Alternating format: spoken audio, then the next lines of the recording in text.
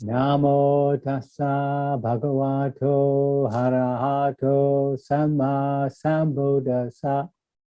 Namo tassa bhagavato arahato samma sambuddhassa.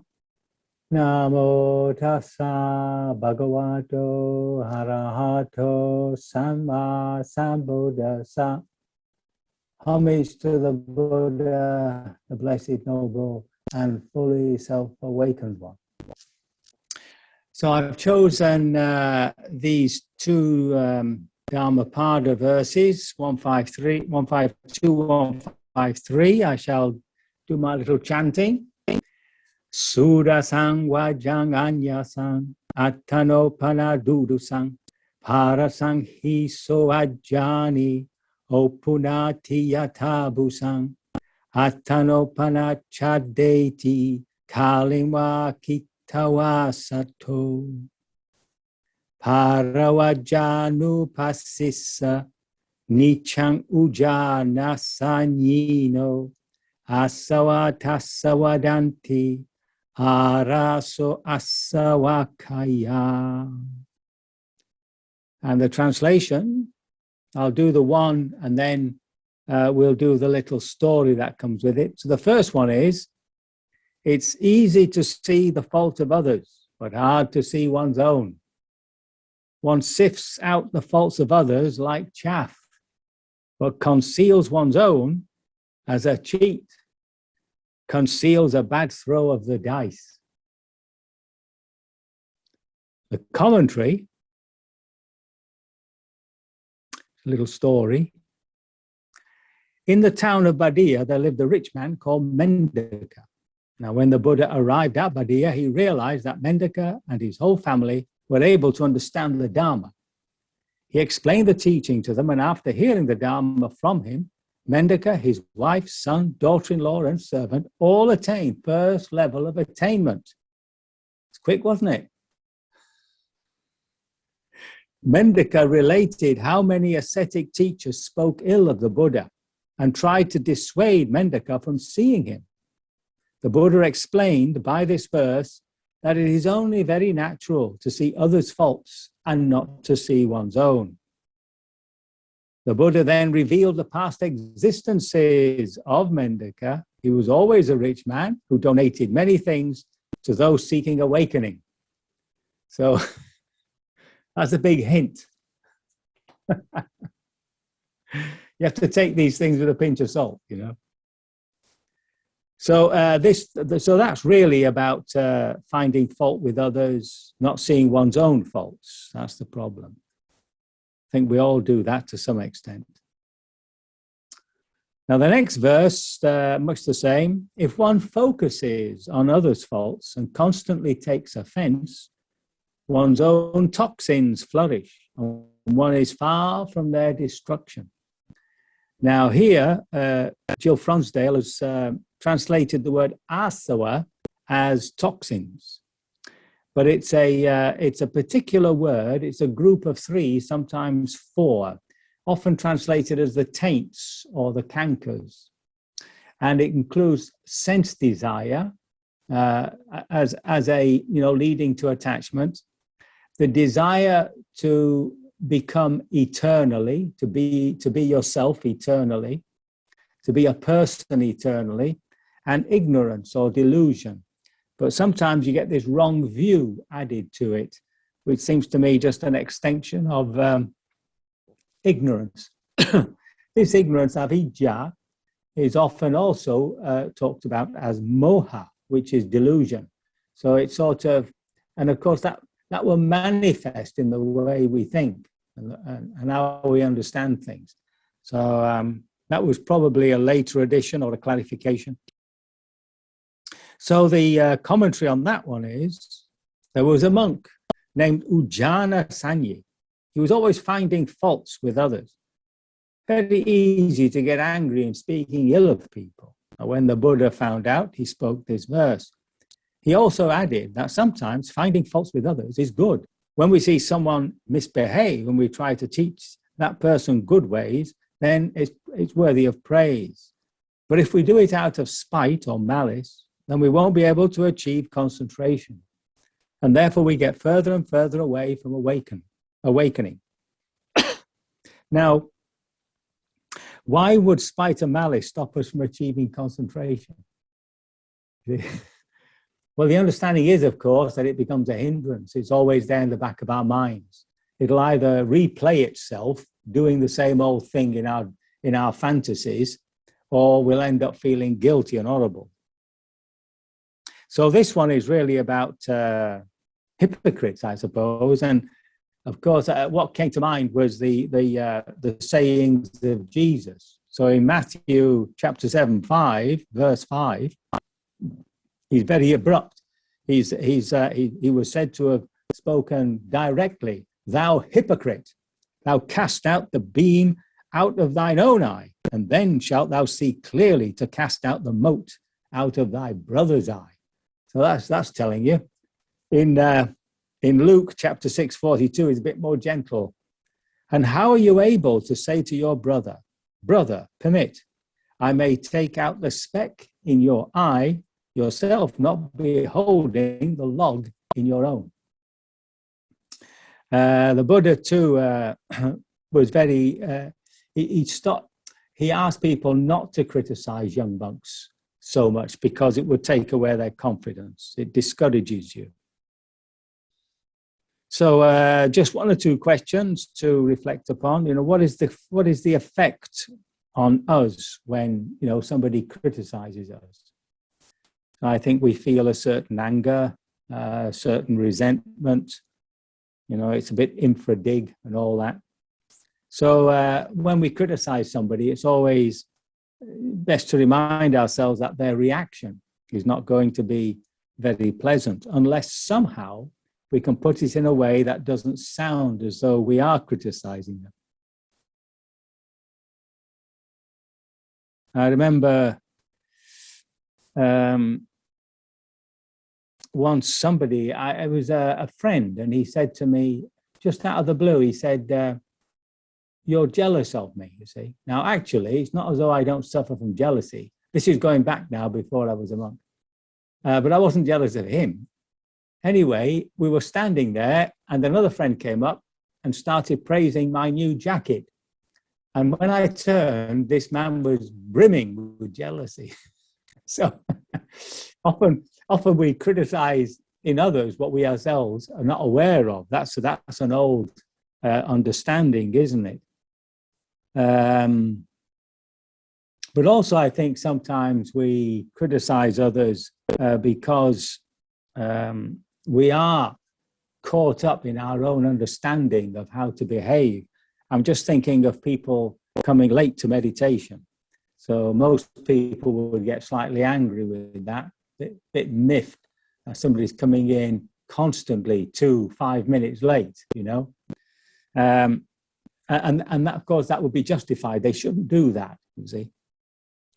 But then I think reflecting on the many times we've been late and upset people, it sort of understands, it undermines that sort of attitude. I think also there are times when we criticize somebody because, we have a particular standard. So, for instance, talking about punctuality. If we tend to be very punctual, we tend to be critical of somebody who isn't, and somehow that there's an overlay. I mean, you might be a little miffed that somebody's come late, but if you're over angry, then that suggests a certain pride, a certain holding on to one's opinions. You've got to be a bit easy with people. You've got to choose. The Buddha talks about, when you're going to say something to somebody that isn't going to be pleasant, you have to choose the right time. You don't want to choose it just when they're at the peak of happiness. And it has to be truthful, and spoken gently, and of course to know it's beneficial.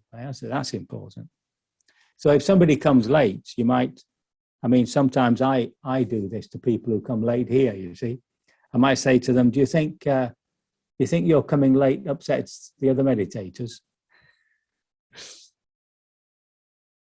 Perhaps sometimes I appeal to them. I'd be really pleased if you came early. So there are ways in which you can, so we say, suggest behavior without saying, you shouldn't, the bell goes, you should be here on time. Anyway, I'm too small to act like that. I'll get beaten up. Now, I did get slightly sidetracked here because I got into this inner critic, looking at the beam in our own eye, the log in our own eye. And it sort of reminded me of Freud's superego and all that, where you've got this ethical component, damning you and talking to how terrible you are. But I think we have to, presuming that we can distinguish between constructive self-criticism and what is destructive. Obviously, it's important for us to be able to have a clear view of our shortcomings. That's not a problem. But I think often our inner critic, as they say, is really a bit over the top sometimes. And as I say, produces a sense of inadequacy, shame, defeat, all those low self-esteem, depression, even depression. We sometimes sort of absorbed our abuser's language, in times. I was thinking of a point where my father, I'd forgotten something. Oh, I've lost my page here, just a minute. What's happened there? Oh, here we are. My father, I'd forgotten something, and my father said, forget means don't care. Now, and I was saying to myself, no, it doesn't. Not. But in those days, you didn't answer back, you got a smack on the head, So I had to swallow that. To forget means don't care. Now, later on, of course, I began to realize, if you care for something, you tend not to forget it. I mean, you don't forget the plane time that you're going to take when you go on holiday. And you don't forget meeting a friend for a cup of tea or something. So it is really, when we don't want to forget something, if we make it important to ourselves, then we don't.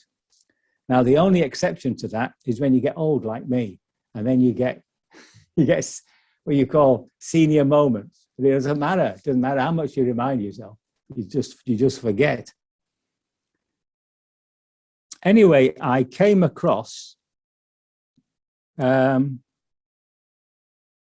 gonna share the screen with you.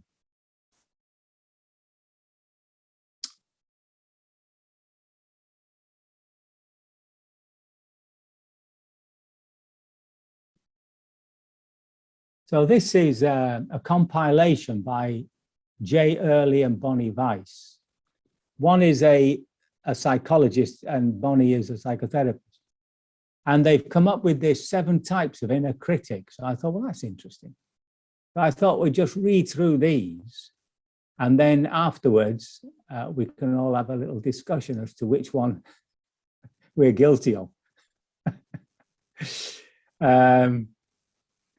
So the first one is this perfectionism. So the critic tries to get you to do things perfectly. It sets high standard for things you produce and has difficulty saying something is complete and letting it go out to represent your best work. Tries to make sure that you fit in and that you will not be judged or rejected. And its expectations probably reflect those of people who've been important to you in the past. And that sort of critic, when it comes, I think you have to recognize it. It's like you're doing Vipassana and you call it by its name. Oh, that's perfectionism. And then you have to feel the negativity of it. And then you have to remind yourself, a person cannot be perfect. It's just a fact. You can't be perfect, but you can be excellent. You can do things as best as you can, and that's good enough. So in a sense, these inner critics, you have to actually acknowledge them. You have to feel what they're doing to you in your heart. I mean, they're all aversive. And then when that passes, you've got to find the opposite. So here we have the inner controller. So this critic tries to control your impulses, eating, drinking, sexual activity, and so on. It's polarized with an indulger, an addict, who it fears can get out of control at any moment. It tends to be harsh and shaming in an effort to protect you from yourself. It is motivated to try and make you a good person, which is accepted and functions well in society. Now, in a sense, of course, part of that's good. I mean, you know, we don't want to be overcome by habits such as overeating and things like that. But on the other hand, there's a sort of overlay of that, which can make life miserable for you. So this harsh and shaming, see? So again, I think it's a case of feeling it, you know, naming it for what it is. So that's the controller. And then just to sit with it till that aversion disappears. And then to, you know, talk to yourself kindly. That yes, you know, one has to, the Buddha's word is restraint, to exercise restraint. Yeah. Then we have the taskmaster. So the critic wants you to work hard and be successful, and it fears that you may be mediocre or lazy and will be judged as a failure if it does not push you to keep going. Its pushing often activates a procrastinator or rebel that fights against its harsh dictate. So here we have a real contradictory mental state. And I think, again, it's the same thing, you know, to actually feel that and hear what it's saying, you know, and to name it. And then what one other thing we can do is to have a conversation with it, you know, that you're not lazy. Insist that you're not lazy by any means. Let me just knock this up a bit so I'm hoping I can scroll this. Yes. Okay. The next one is the Underminer. There we are. So the critic tries to undermine your self-confidence and self-esteem so that you won't take risks. It makes direct attacks on your self-worth so that you'll be able to stay small and not take chances where you could be hurt or rejected. It's afraid of your being too big, too visible, and not being able to tolerate judgment or failure. So this seems to center on this, you know, self-confidence, self-esteem, fear of failure, you know, and that really can be such a destroyer of life. You know, you don't do anything just in case you fail. That can be quite destructive. I mean, one has to take the measured risk, and in so doing, even failure becomes a success. Because, you know, then you know it's a learning process. But if you're always going to be afraid of failing, and you just don't risk anything. You just stay dead safe, and you undermine your potential. So it's the same with the destroyer. So it makes pervasive attacks on your fundamental self-worth. It shames you and makes you feel inherently flawed and not entitled to basic understanding or respect. This most debilitating critic comes from early life deprivation or trauma, and it is motivated by a belief that it's safer not to exist. My goodness. So that's if there is that within us, then that really has to be tackled. That's not a very good thing to have within us. But again, you know, it is very much a case of naming it, not being afraid of it, turning towards it, and really getting into the motivating moods, the motivating emotional states, and to hold steady, to be with that, you know, and to know that it passes.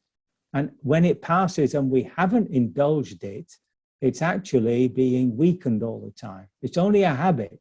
See, that's what it is, just a habit. And then, of course, to turn around upon ourselves and say things that make us feel we are worthy.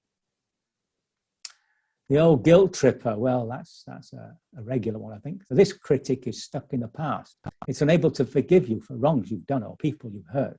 It is concerned about relationship and holds you to standards of behavior prescribed by your community, culture, and family.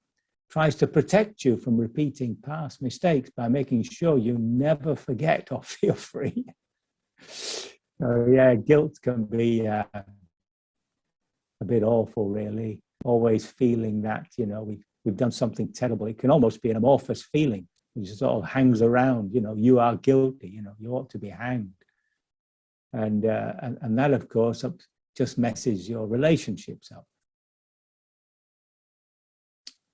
So again, much the same way to feel the guilt. No, it's delusive. Now here, of course, we have to be careful because there is proper guilt. I mean, if we do something wrong, which is plainly wrong, which we know is plainly wrong, then obviously we should feel guilty and shameful. When it works at that level, the Buddha calls them the two guardians of society. That's tough for us to accept. You know, we have such a downer on guilt and shame. But when they actually activate to correct our behavior, then they're doing their job. And once the behavior is corrected, there shouldn't be any more guilt and shame. That's the way it ought to work. And then it stays in the background as a lesson. And so it stops you doing the same thing again, the same wrong things again, because you remember, oh, when I do that, this is how I feel. But if it continues and continues, then it's become an obsessive mental state. And then finally, the conformist. So the critic tries to get you to fit into a certain mold based on standards held by society, your culture, or your family. It wants you to be liked and admired and to protect you from being abandoned, shamed, or rejected. The conformist fears that the rebel or the free spirit in you would act in ways that are unacceptable. So it keeps you from being in touch with and expressing your true nature. So again, yes, I'm reminded actually of a monk who joined the order, of a man who joined the order. And he was in the order for quite some time. And then he realized that he was just playing at being a monk. He was just, it was like a performance. And there was no real connection with the way of life. He was, you know, dressing nicely, holding his bowl beautifully, saying the right things, always looking monkish and spiritual. And when he woke up to that, he left. You know, he'd been play acting. Although I dare say his original impulse to his original desire to become a monk had been real. But that really sort of undermined him. So eventually, I think it's this whole thing about distinguishing between what is a beneficial self-criticism, you know, to be able to think, to be able to look at one's actions and recognize that they're not wholesome, they're not good, and then to make that determination not to behave like that. We can be a bit too sensitive, we can be a bit too lax with our behavior, but we learn that just through, you know, doing what we think is correct and then learning from those mistakes. So I don't know whether you want to, they've written a book, by the way. That is a book. Oh, I've lost it, just a minute.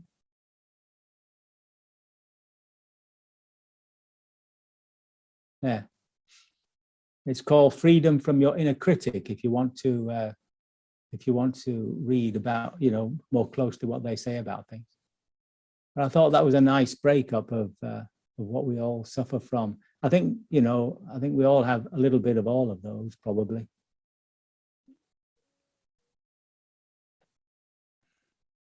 Okay.